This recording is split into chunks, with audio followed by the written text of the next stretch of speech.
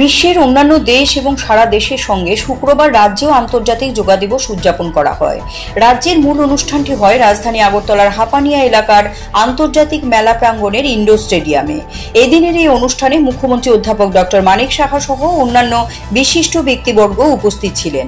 বিভিন্ন স্কুল কলেজের ছাত্রছাত্রী সহ সমাজের বিভিন্ন স্তরের প্রায় 2500 জন মানুষ অংশ নিয়েছিলেন।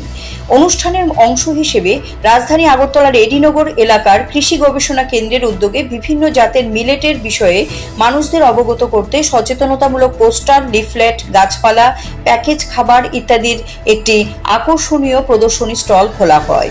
এর পাশাপাশি এদিনের কর্মসূচিতে অংশগ্রহণকারী সকলকে মিলেট পায়েস এবং বাজরার খিচুড়ি বিতরণ করা হয়।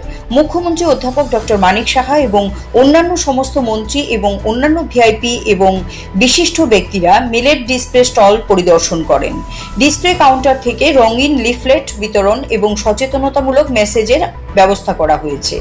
মুখ্যমন্ত্রী সহ উপস্থিত সকলে কৃষি বিজ্ঞান কেন্দ্রের মিলেট নিয়ে বিশেষ আগ্রহ এবং মানুষদেরকে সচেতন করার বিষয়টি দেখে প্রশংসা করেন।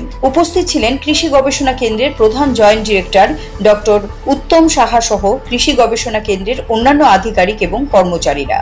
এই গবেষণা কেন্দ্রের আধিকারিক এবং কর্মীদের প্রয়াস আগামী দিনে মিলেট চাষে রাজ্যকে এক নতুন মাত্রায় পৌঁছে দেবে বলে আশা ব্যক্ত করেন উপস্থিত অতিথিরা। যোগাতে অংশগ্রহণকারী বিভিন্ন স্কুলের ছাত্রছাত্রীরা মিলেটের পায়েস এবং খিচুড়ি খেয়ে খুশি ব্যক্ত করেন। CAD TV, channel for news and entertainment.